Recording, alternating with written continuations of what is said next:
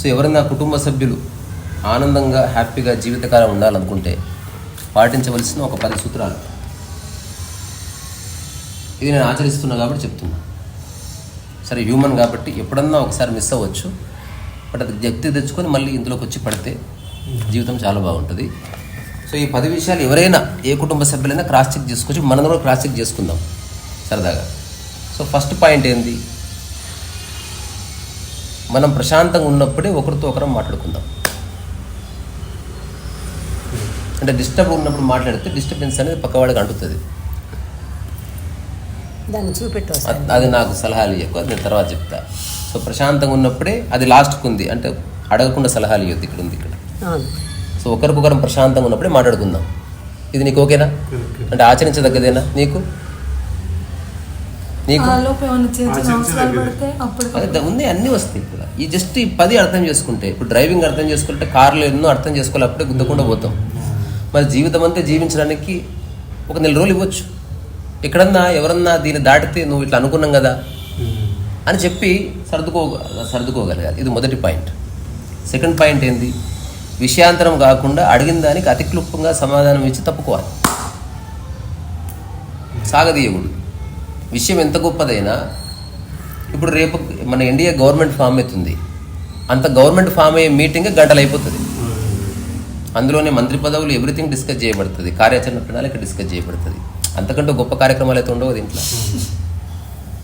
So షార్ట్గా నువ్వు చెప్పాలనుకున్నది ఒక మాట చెప్పు, ఎదుటి వ్యక్తి చెప్పిన దాన్ని విని చర్చల నుంచి పక్కకి వెళ్ళిపోవాలి, కానీ మళ్ళీ ఇంకో మాట వేయకూడదు. ఇప్పుడు కాకపోతే మళ్ళీ గంట తర్వాత ఇంకొక మాట మాట్లాడుకుందాం, బట్ అప్పటికి అంతే. ఇది ఓకేనా నీకు? అంటే ఆచరించదగ్గదేనా? ఇందులో ఏం కష్టం లేదు కదా అని అడుగుతున్నా. ఖచ్చితంగా మానవులందరూ ఆచరించదగ్గ. అదే గోడ మీద రాసి పెడతా నేను. తర్వాత 3వది అత్యంత ముఖ్యమైనది, ఎదుటివారు చెప్పేది వినాలి. వినే ఉద్దేశం లేకపోతే అసలు అననే ఉండదు. నువ్వు నన్ను అన్నావు రకరకాల మాటలు, నేను చెప్పేది విననప్పుడు నువ్వు ఫస్ట్ అనకుండా ఉండి, ఇంకా లేదా నువ్వు అన్నంతసేపు వినే ఓపికరన్నా క్రియేట్ చేసుకో, ఏదో నిర్ధారణ చేసుకొని చర్చలోకి దిగు. ఇది ఓకేనా? 100% నీకు నవ్వు నీకు ఓకే. అత్యంత ముఖ్యమైనది, విషయం ఎంత గంభీరంగా చర్చించుకున్నా ఎట్టి పరిస్థితుల్లో పక్కవాడిని దుర్భాషలాడకూడదు. ఇది మొత్తాన్ని పక్కదో పెడుతుంది. చాలా సమస్యలు జటిలమవడానికి కారణం సమస్య కాదు, ఆ సమస్యను సాల్వ్ చేసే క్రమంలో మనం తిట్టే తిట్లు, మనం పేలే అవాకులు చివాకుల వల్ల చాలా దుష్పరిణామాలు ఉంటాయి. So let us respect each other. ఇది కుటుంబ సభ్యులు ఎవరైనా ఆచరిస్తే చాలా.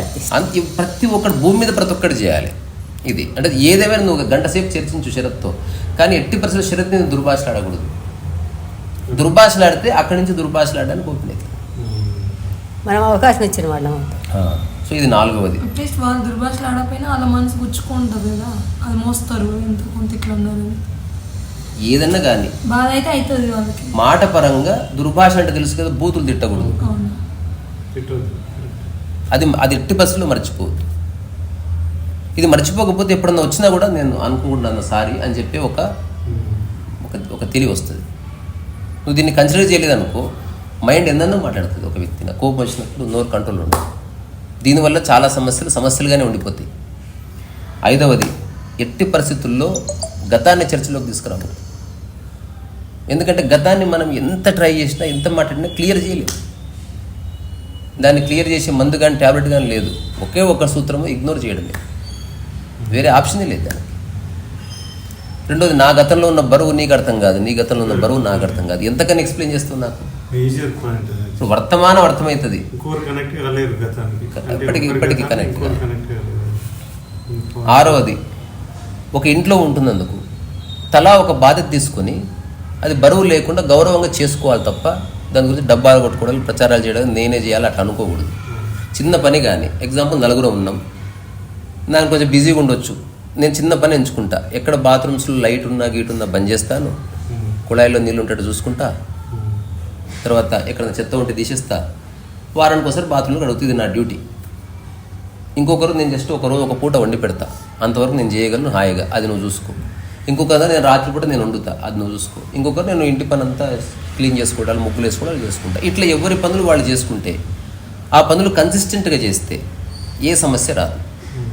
ఆ విషయంలో నువ్వు వేరే వాళ్ళ సహాయం కోరుకుంటే గౌరవంగా అడిగి చూడు, లేదా నువ్వు ఒక్కదాన్ని చేసుకో, లేదా నలుగురు కలిసి చేసుకో. నలుగురు కలిసి ఇల్లు ఉడుచుకుందాం, నలుగురం కలిసి బాధలు కడుక్కుందాం, మన మనసులు బాగుంటాయి, మనకు సమయం ఉంటే. అట్లా లేదు, ఎవరి పనులు వాళ్ళు. ఈ మొత్తానికి ఒక మనిషి ఇచ్చేది గంటన్నర, అంతకంటే ఎక్కువ కాదు. ఎప్పుడైనా ఒకవేళ ఆ పని స్కిప్ అయిన రోజు వేరే వాళ్ళు రిక్వెస్ట్ చేసి ఆ పని చేయించుకో. అట్లాగే ఎప్పుడన్నా అడిగితే నువ్వు చేసి పెట్టు. ఒక చిన్న సౌహృదత్వం అనేది అవసరం. అత్యంత ముఖ్యమైనది అడగకుండా సలహాలు ఇద్దు. ఇప్పుడు నేను ఏదో పని చేస్తున్నా, పెయింటింగ్ వేస్తున్నా. పెయింటింగ్కి సూచన ఇవ్వడం వేరు, సలహా ఇవ్వడం వేరు. చాలామందికి తేడా తెలియదు. సూచన అంటే అది పెయింటింగ్ కింద పడుతుందేమో చూసుకో, ఇది సూచన. సలహా అంటే కన్ను అట్లా కాకుండా ఇట్లా వేయవా, ఇది సలహా. ఫస్ట్ గుర్తించాలి సూచనకి సూచనలు అవసరం, సలహాలు అనవసరం. సూచన అంటే జాగ్రత్త గురించి జస్ట్ చెప్పడం అంతే. ఇప్పుడు నీళ్ళు ఉన్నాయి, కొంచెం చూసుకుని నడవండి, సూచన. సలహా అంటే అసలు ఎలా నడవాలి తెలుసా, ఇదంతా. సలహాలు అనేవి అసలు అడగకుండా ఇవ్వనే వద్దు. యూనివర్సల్గా ఇది అత్యంత, ఇప్పుడు మొత్తం లోపల అత్యంత ముఖ్యమైనది ఇది. అనవసరంగా అడగకుండా సలహాలు ఈ రెండు పాటిస్తే సరిపోతుంది. ఇంకా ఎలాబరేట్గా ఇది. దీన్ని ఇంగ్లీష్లో అన్సొలిసిటెడ్ అడ్వైజ్ అన్నారు. ప్రపంచంలో ఎవ్వరు కానీ, తల్లి కొడుకు కానీ అడగకుండా సలహా ఇవ్వకూడదు. ఎందుకంటే నీ కొడుకు ఇంటెలిజెంట్ నువ్వు అనుకున్నప్పుడు సలహాలు ఇవ్వకు. సలహా ఎప్పుడు నా అంతకు నేను వచ్చి నాకు ఈ విషయంలో అర్థం కావడం లేదు, కొంచెం నాకు మీ సహాయం అవసరం అంటే అప్పుడు సలహా ఇవ్వాలి. ఒకవేళ సలహా ఇచ్చిన తర్వాత పాటించాలని బలవంతం చేయకూడదు. ఇది ఒకటి. సలహా ఇవ్వడం అంటే సలహా ఇవ్వడం నేను చెప్పిన తర్వాత నువ్వు పాటించవా అని గొడవ పడ్డావు అనుకో, దానికి ఎండు లేదు. 8వ విషయం, ఎట్టి పరిస్థితుల్లోనూ పర్సనల్ విషయాలు అనుమతి లేకుండా చర్చించకూడదు. అంటే నీ విషయాలు ఇక్కడ, ఈమె విషయాలు ఇక్కడ, ఆమె విషయాలు ఇక్కడ, నీవున్నప్పుడు నీ పర్సనల్ విషయాలు నీతో. సో చాలామందికి పర్సనల్ విషయాలు అంటే ఏంటో తెలియదు. పర్సన్ అంటే వ్యక్తికి సంబంధించిన రంగు, రూపము, అందము, పని, డబ్బు, సెక్సు, రిలేషన్షిప్స్, ఇవన్నీ పర్సనల్ విషయం. ఆ విషయంలో నువ్వు చేయి పెడతావు అనుకో, చాలా గాయమవుతుంది. ఎందుకంటే పర్సనల్ విషయాలతోనే జీవితం ముడిపడి ఉంది కాబట్టి. సో ఎట్టి పరిస్థితుల్లో పర్సనల్ విషయాల్లో ఫస్ట్ తెలుసుకోవాలి. అసలు పర్సనల్ విషయాలు అంటే ఏంటి, సలహా అంటే ఏంటో తెలుసుకోవాలి. విషయాంతరం అంటే తెలుసుకోకుండా ఎట్లా పాటిస్తాం. తర్వాత 9వది, ఏదైనా చర్చ వస్తే తక్కువ సమయంలో ముగించేలా ప్రయత్నం చేయాలి. చర్చ రావద్దని కాదు, అట్లాగని మొహాలు మూసుకుని ఉండడం రావాలి. కానీ మనందరి నిర్ణయం ఒకటే అవ్వాలి, తొందరగా ముగించడానికి. నువ్వు ఒక మాట, నేను ఒక మాట, ఆమె ఒకటి, ఆమె ఒక, ఇది కంక్లూజన్. ఇది నాకు నచ్చలేదు, నేను చేయను. ఇది నేను చేస్తాను, ఓకే, అక్కడితో అయిపోవాలి. అంటే ఎక్కువసేపు కలిసి ఉండాలంటే తప్పదు. నిమిషం కలిసి ఉన్నావు అనుకో, ఏ ప్రాబ్లం లేదు. సమస్య అంతా ఎక్కడ వస్తుంది, ఎక్కువసేపు కలుస్తున్న వాళ్ళతోనే వస్తుంది. ఒకరి జీవితాలను ఒకరు ఎక్కువ చూసుకోవడం వల్ల సమస్య ఎంత వస్తుంది. సో వేరే వాళ్ళ జీవితాల్లోకి నిరంతరము కన్నేసి చూడకూడదు, పట్టించుకోకుండా ఉండడం అనేది అత్యంత ముఖ్యమైన విషయం కుటుంబంలో. ఈరోజు ఒక స్నానం చేయలేదు, దానికి పెద్ద ఉపోద్ఘాతం ఇవ్వాల్సిన అవసరం, రేపు చేస్తాడు కదా, చోటుగా వసుకో.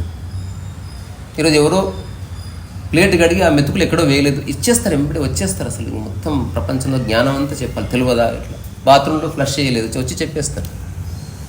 నైట్ పడుతుంది క్యాజువల్గా అట్లా ఒక 3-4 సార్లు జరిగినప్పుడు మరి అది ఒకసారి మర్చిపోతున్నారు, చూసుకోమని సూచన పేపర్ మీద రాసి వెంటనే అరుస్తారు చాలా మంది వెంటనే అరుస్తారు. అట్లా అరవకుండా దీనికి ఒక సూత్రం ఏమిటంటే దాన్ని జస్ట్ బంద్ చేసాను. ఎలాగ బంద్ చేస్తాము అట్లా 3-4 సార్లు రిపీట్ అయిందనుకో, మరి అది ఒకసారి గుర్తు చేసుకోండి. లేదా మీరు ప్లస్ చేసిరేమో కానీ మళ్ళీ ఇంకోసారి ఎక్కువ చేయాల్సింది ఉందేమో. సో అంతవరకు చెప్పవలసిందే, చెప్తున్నా, చర్చించవలసింది ఏదైనా. కానీ అది గుచ్చినట్టుగా ఇది నువ్వు తప్పు చేశావు నీకు తెలియదు అన్నట్టుగా చేయడం వల్ల నాకు నీ మీద చిరాకు ఉంది, అసహ్యంగా ఉంది అంటే అది రాంగ్. అది సో ఆ బాత్రూంలో ఫ్లష్ వరకే మాట్లాడాలి, అంతవరకే. ఇవన్నీ తర్వాత అత్యంత ముఖ్యమైనది పర్సనల్ విషయాలు లేవు కాబట్టి, ఇచ్చే సూచన సలహాలు లేవు కాబట్టి మిగిలింది ఏమిటి? సరదా చర్చలు. మనకు సంబంధం లేని విషయాలు ఎందన్నా మాట్లాడుకుందాం. చర్చలోకి మనల్ని లాగకూడదు ఎప్పుడు. ఈ విషయం తెలిస్తే గంటలు మాట్లాడుకోవచ్చు. ఇది సాధన చేయాల్సిన విషయం. అంటే మనం ఎక్కువసేపు ఆహ్లాదకరంగా ఉండాలి కుటుంబంలో, ఎంతసేపు గంభీరంగా లాంగ్ ఫేస్ చేసుకుని మరి మన గురించి మాట్లాడుకోవద్దు, పరచింతన వేటల గురించి మాట్లాడుకోవద్దు. ఇది వేరే చింతన కాదు. ఇంకా మాట్లాడుకోవాల్సిన ఏంటి, జస్ట్ గోల్డ్ అని ఉన్నాయి. పుస్తకం గురించి చర్చించవచ్చు, సినిమాలు చూడవచ్చు, పాటలు పాడుకోవచ్చు, కలిసి వంట వండుకోవచ్చు, ఎలా ఉండాలో చెప్పుకోవచ్చు. కానీ సలహా వస్తుంది, నేను వండిందే కరెక్ట్, ప్రాబ్లం వచ్చింది, ఇలా వండితే బాగుంటుందంట, నేను ఇట్లా వండుతాను అని చెప్పడం వేరు. నువ్వు ఇట్లా వండు, నేను చెప్పినా ఉండదు. ఇట్లాంటివన్నీ అంటే తెలీదు మనకు చిన్నప్పటి నుంచి. ఇప్పుడు ఒక పెద్ద కంపెనీ సీఈఓలు, శివఖేరా లాంటి వ్యక్తి ఒక చిన్న సభ పెడితే 25,000 కట్టిపోతారు గంట సేపు లెసన్ వినడానికి. ఆ కంపెనీ సీఈఓ అయినా ఎందుకు వెళ్తున్నాడు? ఇంకా కమ్యూనికేషన్ పాలిష్ చేసుకోవాల్సిన అవసరం ఉందని గుర్తిస్తున్నారు వాళ్ళు. షార్ట్ అండ్ స్వీట్ ఎట్లా చెప్తే నొప్పింపక తానొవ్వక. ఇప్పుడు ఇది అయిపోయిందా? ఇంకొకటి ఉంది లాస్ట్, నొప్పింపక తానొవ్వక. అంటే తెలుసు కదా, అంటే నువ్వు మాట్లాడేది ఒకరు నొప్పించడానికి కాదు, నువ్వు గాయపడడానికి కాదు, విషయాన్ని చర్చించడానికి. గాయపడుతున్నావంటే పర్సనాలిటీ వచ్చిందని అర్థం. అదర్వైజ్ గాయపడడం ఉండదు. ఇప్పుడు నాకు ఎవరు లేరు కదా, ఏదన్నా నీ మీదనే చూపిస్తా కదా, నేను ప్రతిదీ నీ మీద చిరాకు పడితే అది ఓకే. అవన్నీ వద్దనే ఇది మనం తీసుకొచ్చుకున్నాం. ఇప్పుడు ఐసీయూలో ఉన్నప్పుడు ఒక తరహా కండిషన్ అవసరం. నేను ఎక్కడుందని నాకు మొబైల్ చూస్తే, సినిమా చూస్తుంటే చూడనియరు. సో నువ్వు లైఫ్ని అర్థం చేసుకోవాలంటే కొన్ని కఠిన నిర్ణయాలు తీసుకోవాల్సిందే. నీ పాత ప్రవృత్తులు, నీ పాత ఆలోచన. ఎందుకంటే మనందరం ఒక స్కూల్లో చదువుకోలే, మనందరం ఒక తరహా మైండ్ లేదు కాబట్టి నియమాలు వచ్చినాయి. ఇప్పుడు ఆశ్రమ, సద్గురు ఆశ్రమం అనుకో, నియమాలు ఎందుకుంటాయి? శివుడి విగ్రహం ఎక్కి పైన కూర్చొని ఫోటో దిగరు, అక్కడ బోర్డు పెడతారు 100 అడుగులు దూరంగా ఉండండి అని. ఇప్పుడు కేదార్నాథ్కి పోతే 200 మీటర్ల ఏరియాలో సెల్ఫీలు దిగొద్దని పెట్టారు. ఎందుకు పెట్టారు? విచక్షణ ఉండదు. సో నియమం లేకపోతే ఒక మనిషి సజీవంగా ఒక సత్కర్మ చేయాలంటే వాడు యోగ అయి ఉండాలి. వాడికి తెలుస్తుంది దేని విలువ ఏంటి. వాడికి నియమాలు అక్కర్లేదు, వాడి నియమం తెలుసు వాడికి. కానీ అందరికీ అంత గుణగుణాలు ఉండవు. అందరు ఎక్కడో చోట తప్పు చేస్తారు. అందుకని ప్రతి కుటుంబంలోనూ ఒక 10 ప్రిన్సిపల్స్ పెట్టుకోవాలి. అత్యంత ముఖ్యమైన విషయం, కుటుంబ సభ్యులతోనే కాదు ఎవరితోనైనా హంబుల్గా ఉండాలి, తెలుగులో ఎగ్జాంపుల్తో వినమ్రతతో ఉండాలి. అంటే ఎట్లా మాట్లాడితే హంబుల్, నువ్వు ఎంత పెద్ద విషయాన్నైనా, ఎంత పెద్ద విషయమైనా నువ్వు మెల్లగా చెప్పొచ్చు. నీ యొక్క ప్రయత్నము సొల్యూషన్ అయితే మెల్లగా మాట్లాడతావు. ఇప్పుడు మొబైల్ రిపేర్ అయ్యింది, షాప్కి పోయి ఎందుకు అరుస్తావు? రిపేర్ అయిన విషయం గురించి చెప్తావు, దానికి అరవడం ఎందుకు? అట్లా మన లైఫ్లో ఏదో రిపేర్ అయ్యింది, ఈ విషయంలో నాకు ఇబ్బంది అనిపిస్తుంది, మీరు కొంచెం చెప్తారా అని అది తెలుసుకో. నువ్వు ఫస్ట్ అటెంప్ట్లోనే అరిచావనుకో, ఎదుటి వ్యక్తి అనివార్యంగా అరవాల్సి వస్తుంది. ఇందులో ఉన్న ఏదైనా ఎదుటి వ్యక్తి చెప్పాలనుకున్నప్పుడు నువ్వు చెప్పనీయలేదు అనుకో, చిరాకు వస్తుంది, ఒక దగ్గర కోపం ఇంకో దగ్గర వస్తుంది. సో చాలామందికి బయట ఫ్రెండ్స్ నచ్చుతారు, కుటుంబ సభ్యులు ఎందుకు నచ్చరు అంటే కుటుంబ సభ్యులు ఒకరినొకరు అతిగా చూసుకోవడం, ఒకరి గురించి ఒకరికి మాకు బాగా తెలుసు అనుకోవడం, టేకెన్ ఫర్ గ్రాంటెడ్ అప్రోచ్. మా వాళ్లే కదా, నేను కాకపోతే ఎవరు అంటారు? నేను పక్కోడిని అంటున్నా, మా అబ్బాయి నేను అనుకుంటా. నువ్వు పక్కోడిని అను, అబ్బాయిని అనకు. పక్కోడితో 2 నిమిషాలు పోతుంది, అబ్బాయితో లైఫ్ అంతా ఉంటుంది కదా. ఓవరాల్గా చెప్పాలనుకున్నది ఏమిటంటే, మన ప్రయత్నము కలపడమా, విడదీయడమా, అతికించడమా, పగలగొట్టడమా, ఇది ఎవరికి వాళ్ళు క్రాస్ చెక్ చేసుకోవాలి. ఇది అవగాహన లేకపోతే ఖచ్చితంగా పగులుతుంది. చిన్న లైఫ్, ఆర్థిక సమస్యలు ఉన్నవాడు, ఇప్పుడు నేను లైఫ్ స్టోరీస్ అని చేస్తున్నా, రోడ్ల మీద పూలు అమ్మేవాళ్ళు, కొబ్బరి మూడలు, అసలు వాళ్ళు ఏం చెప్తున్నారు తెలుసా? పొద్దున్న 4 లేచి అంట్లు కడుక్కొని వంట చేసుకొని మొత్తం బండి దోసుకొని వచ్చి ఎండలో ఉండి ఇంటికి పోయి ఇంత తిని పడుకుంటాం. మాకు అసలు కుటుంబ విషయాలు చర్చించే సమయం ఉండనే ఉండదు. సో పని అనేది అత్యంత ముఖ్యమైన మాధ్యమం ఒక కుటుంబం నిలబడడానికి కానీ, సంస్థ నిలబడడానికి కానీ. సో ఎవరికి వాళ్ళు, ఇది కుటుంబం కాబట్టి బలవంతం చేయనికి రాదు. బలవంతం చేస్తే మళ్ళీ కోపాలు. ఎవరికి వాళ్ళు నిర్ణయించుకుందాం కదా. ఇప్పుడు నేను చెప్తున్నా, ఎవ్రీడే ఒక పూట నేను భోజనం చేస్తాను. ఇప్పుడు మా అమ్మ చిన్నప్పటి నుంచి చేసింది, వాళ్ళు ఇప్పుడు ఒక 60 years దాటాయి, కొంత గౌరవంగా రెస్పెక్ట్ ఇద్దాం, వాళ్ళకి కొంచెం రెస్ట్ ఇద్దాం. మనం ఎప్పుడైనా చేయని రోజు వాళ్ళు చేస్తారు. ఇప్పుడు ఆమె పై పనులు, ఇంట్లో ఏదైనా చెత్త గిత్తుంటే ఆమె చూసి ఎవరికి చెప్పకూడదు. సమస్య అంతా ఎక్కడ వస్తుంది, నేను చేస్తున్నా మీరు కూడా చేయాలి అని అనుకోవడంతో వచ్చింది. నువ్వు చేసేది నువ్వు చెయ్యి, నేను చేసేది నేను చేస్తా. ఈ చిన్న అవగాహన వస్తే అసలు సమస్యలే లేవు. సమస్య ఉంటే క్లియర్ చేసుకోవడం. ఆర్థిక సమస్య అంటే సమస్య, ఏదైనా పోలీస్ కేసు అయిందంటే సమస్య, వేరే వాడు ఎవడో మనం చెత్తేస్తుంటే సమస్య, హఠాత్తుగా మన ఇంటి పేపర్స్ ఎవడో రాయించుకుంటే సమస్య. ఇవి సమస్యలు అప్పుడు పోరాడవలసి వస్తుంది. అప్పుడు ఖచ్చితంగా అరవవలసిందే, కేకలు వేయవలసిందే, వీళ్ళతో కొట్టుకోవాల్సిందే.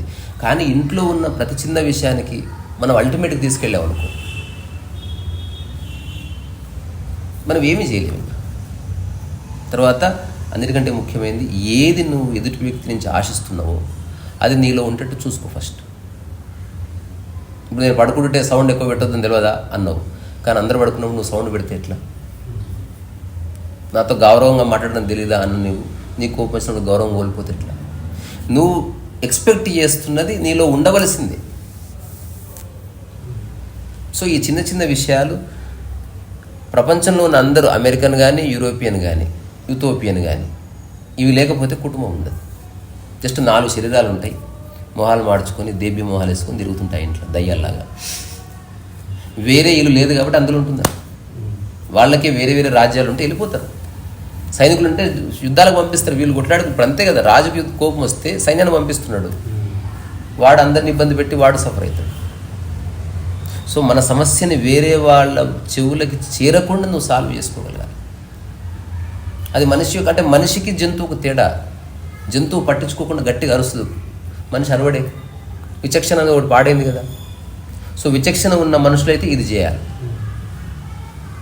సో ఇది ఎవరికి వాళ్ళు ఆలోచించుకొని ఒక పూర్తి మెడిటేషన్ లాంటి వాటిని చేయాలి.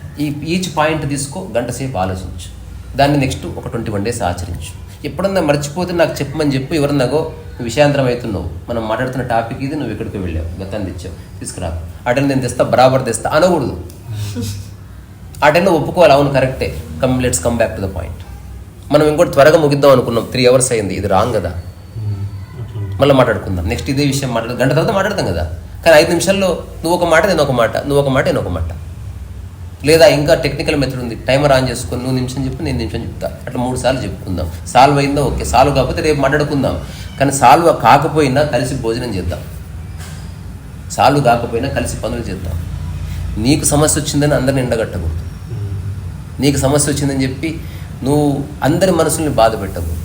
నీ బాధను అందరికీ రాయకు, నీ ప్రశాంతతను అందరికీ, నీ ఆరోగ్యాన్ని అందరికీ, నీ గజ్జిని అందరికీ అంటగట్టకు. This is not correct and this is not fair. So తిరిగి ఊరికి ఒకసారి చదువుతా. ఒకటి, అందరు ప్రశాంతంగా ఉన్నప్పుడు మాట్లాడుకోవాలి ఎక్కువసేపు. నిజంగా కొంచెం మూడు ప్రశాంతంగా లేని టైంలో ఏదైనా సందర్భమో అవసరం ఏదైనా పడుతుంది, అప్పుడు ఎట్లా మరి? క్లుప్తంగా మాట్లాడు, నీ విషయాలు చెప్పు. నేను కొంచెం డిస్టర్బ్డ్గా ఉన్నా ఒక మాట చెప్పిపోతా, ప్రతి ఒక్కరు అంగీకరిస్తారు దాన్ని.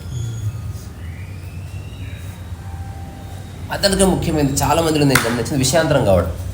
అంటే విషయంతో సంబంధం లేకుండా ఇప్పుడు నేను ఫోన్ గురించి, ఫోన్ ఎందుకు కింద వేసినావు అన్నా, నువ్వు ఒకసారి బట్టలు కింద వేయలేదని అవి, ఇంకా దానికి జవాబు లేదు. నువ్వు ఒక్క అంశాన్ని సెటిల్ చేయొచ్చు, ఒకటిసారి 100 అంశాలు తీసుకొచ్చేస్తే ఎట్లా సెటిల్ చేస్తావు? అవ్వదు. తర్వాత 3వది, ఎదుటివాడు చెప్పేది వినాలి, వినే ఉద్దేశం లేకపోతే అసలు నువ్వు అడగనే వద్దు, నీ సావు నువ్వు కావు. 4వది, ఎంత పెద్ద విషయమైనా సరే, అది కుటుంబ విషయం కానీ, డబ్బు విషయం కానీ, ఆర్థికపరమైనది కానీ, మనోభావాలకు సంబంధించింది కానీ, నువ్వు first of all as a హ్యూమన్గా నువ్వు చేయవలసింది, ఎట్టి పరిస్థితుల్లో దుర్భాషలు ఆడకూడదు, బ్లేమ్ చేయకూడదు, నిన్ను బ్లేమ్ చేసుకోవద్దు, బెదిరియకూడదు. బెదిరిస్తున్నావు అంటేనే నువ్వు పిరికిదాను అని అర్థం. పిరికివాడైతేనే బెదిరిస్తాడు. నిజంగా నీకు కుటుంబం మీద రెస్పెక్ట్ ఉంటే నువ్వు సాల్వ్ చేయడానికి, ఇప్పుడు మన ఇంటికి పర్రెలు వచ్చినాయి, ఆ పర్రెల్ని తీసే క్రమంలో ఇల్లు కూడా కొడతావైంది. చాలా సౌమ్యంగా దాన్ని సెట్ చేసుకొని బయటికి జరగాలి. 5వది, గతాన్ని చర్చలోకి తీసుకురావద్దు. అందరికి గతాలు ఉన్నాయి, మనసు ఉంటే గతం ఉంది. అందులో ప్రతి ఒక్కడికి 25 ఏళ్ళు బతికాడంటే గాయపడ్డ సందర్భం, బాధపడ్డ సందర్భం, కోపం వచ్చిన సందర్భం, సావాలనుకున్న ఏదో ఖచ్చితంగా ఉంటుంది. నీ సమస్య నీకు బలమైంది కావచ్చు, నాకు కాకపోవచ్చు, నా సమస్య నాకు బలమైంది, నీకు కాకపోవచ్చు. సో మన గతాన్ని ఆధారం చేసుకుని మనం సానుభూతి కోరుకోవద్దు. వర్తమానంలో ఉందాం, వర్తమానం మన జీవితాన్ని భూమిక చేసుకుందాం అనేది ఒక సూత్రం. అత్యంత ముఖ్యమైనది, అందరూ ఇంటి పనిలో తలవచి వెయ్యాలి. ఎవరికి సాధ్యమైంది వాళ్ళు, లాడ్జ్ కాదు కదా తిని పడుకోవడానికి.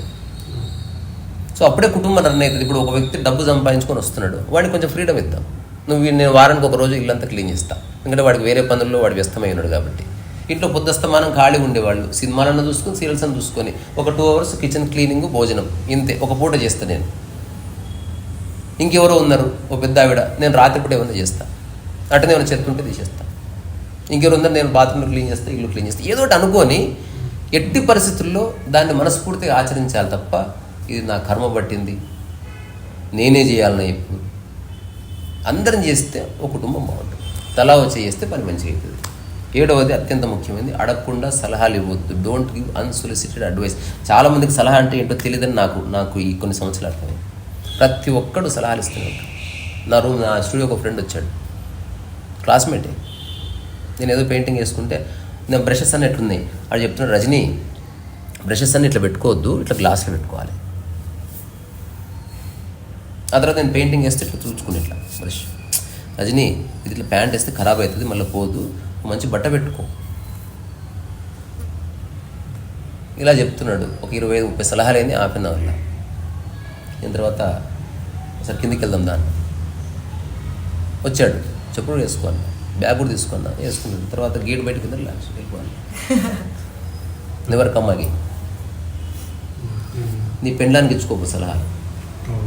నీ సలహాలు నేను అడిగినప్పుడు ఈ రాబాయి. నేను అడిగిందా నిన్నేమన్నా? నా ప్యాంటు మరకేసుకుని నేను ఉతకమని చెప్పిందా? ఆ గేట్ అవతల నుంచి పోయి చాలా గాయపడ్డాడు, ఏడ్చాడు. హార్ష్గా చెప్తే ఇట్లే ఉంటుంది, కానీ చెప్పాలి హార్ష్గా. సూది గుచ్చితే అట్లే ఉంటుంది, స్మూత్ గుచ్చని నీకు రాదు. సత్యాన్ని చెప్పేవాడు హార్ష్గా ఉండవలసింది. నాయన బాబు అంటే లెక్కలు రావు, ఆలు రావు, ఏమి రావు. ఇప్పుడు ఇంటర్నేషనల్ స్కూల్ ఆఫ్ బిజినెస్కి వెళ్తే ఒక మనిషికి 24 గంటలు ఉంటే 45 గంటలు పని ఇస్తారు. ఎందుకు ఇస్తారు? నీ లైఫ్లో ఉన్న ప్రతి చెత్త పోవాలి, పని తప్ప ఏమి ఉండదు. ఇంకా అట్లా పనిలో సంవత్సరం ఉన్న మైండ్ షార్ప్ అవుతుంది. ఇంకొకటి అత్యంత ముఖ్యం, ఎట్టి పరిస్థితుల్లో పర్సనల్ విషయాలు అనుమతి లేకుండా చర్చించకూడదు. నేను నీకు చర్చించాను, నీకు పొట్ట ఎక్కువ వచ్చిందని చెప్పాలనుకుంటా. అందరి ముందు నీకు పొట్ట ఎక్కువ వచ్చింది, దున్నపోతులాగా అంటే ఎవరికైనా గాయం అవుతుంది. నువ్వు ఎందుకు సేవ్ చేసుకోవట్లేదు, దోవిదాసులో ఉన్నావు, ఏదో ఒకటి అంటారు, నోటికి వచ్చింది. అసలు నువ్వు ఎవడే అసలు ఒక వ్యక్తిని అనడానికి? నువ్వే బాగున్నావు అన్న ఒక ధారణ వల్ల అందరు బాగాలేదనిపిస్తారు. నీకు చెప్పాలనిపిస్తే పక్కకు తీసుకెళ్ళి ఒక చిన్న పర్సనల్ విషయం, ఏమనుకోకు, కోప్పడకంటే చెప్తా, ఒక్కసారి చెప్తా. చెప్పంటే కొంచెం క్లీన్ షేవ్ చేసుకోరాదు, కొంచెం ఇబ్బంది ఉంది, మా ఫ్రెండ్స్ వచ్చిన రోజు ఏది చేసుకో, లేదా మా అమ్మ నాయన వచ్చిన రోజు చేసుకో, ఆ ఒక్కరోజు ప్లీజ్. ఎవడైనా కన్సిడర్ చేస్తాడు. లేదా ఒక పని చెయ్యి, ఆ రోజు నా ఇంటికి రాకు, ఏదో ఒకటి చెయ్యమా ప్లీజ్. సో ప్రతిదానికి సొల్యూషన్ ఉంది. నువ్వు అందరి ముందు ఒక వ్యక్తిని అంటే గాయపడతారు కదా. తర్వాత ఏదైనా ఒక చర్చ వస్తే తక్కువ సమయంలో ముగించాలి. ఇంటెలిజెంట్ పర్సన్స్ ఎవరైనా ఇదే చేస్తారు. ఎవడు మంచి మెకానిక్, తక్కువ సమయంలో రిపేర్ చేసేటోడు. ఎవడు మంచి డాక్టరు, సర్జను, తక్కువ సమయంలో ఆపరేషన్ చేసేటోడు. ఎవడు మంచి పెయింటర్, తక్కువ సమయంలో బొమ్మేసేటోడే.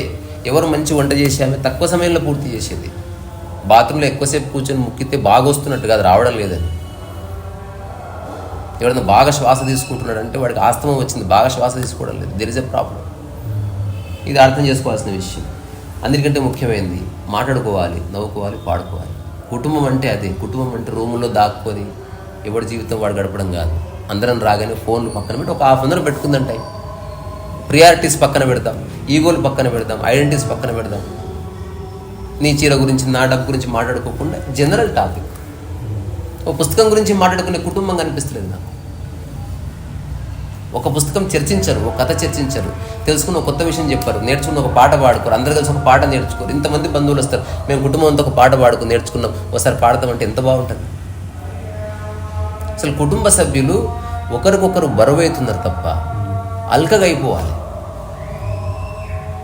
ఇది నా విష్. ప్రపంచం అంతా నందనవనం కావాలంటే ఒకటి కుటుంబం అన్న మాయం కావాలి, లేదా కుటుంబ సభ్యులు ఇట్లాగన్నా ఆచరించాలి. బ్లేమ్ చేసుకోవడం, కించపరచడం, ఎందుకంటే గాయపరిస్థితి శక్తి వస్తుంది ఒక మనిషి. అదే నువ్వు తిట్టినా కూడా నేను పట్టించుకోలేదు అనుకో, తిరిగి గాయమవుతుంది. అప్పుడు ఇంకా అరుస్తారు, నిన్ను ట్రిగర్ అయ్యే వరకు తీసుకెళ్తారు. కానీ సౌమ్యుడు ఏం చేస్తాడు? పట్టించుకో. లేదా ఒక అరుపరిచి చెప్తాడు, అలాంటిది ఏమీ లేదు. సో నువ్వు అరిస్తే ఎదుటి వ్యక్తి తప్పక అరుస్తాడు. ఎప్పుడన్నా ఒక మనిషి రకరకాల స్ట్రెసెస్ వల్ల ఎప్పుడన్నా వాయిస్ రేజ్ చేస్తే అది కోపంతో కాదు, ఒక విషయాన్ని చెప్పడం కోసం అని అర్థం చేసుకుని ఒక చిన్న మానసిక పరిపక్వత కావాలి. సో సో కుటుంబ సభ్యులంటే శత్రువులు కాదు, ఒకరికొకరు సహాయం చేసుకొని హాయిగా బతకడానికి ఒక వేదిక అది. తక్కువ మాట్లాడుకొని ఎక్కువ కలిసి ఉండాలి. మాట్లాడుకోవాల్సి వస్తే ఇవన్నీ, ఎందుకంటే మొత్తం ప్రాబ్లం వచ్చేది మాటలతోటి.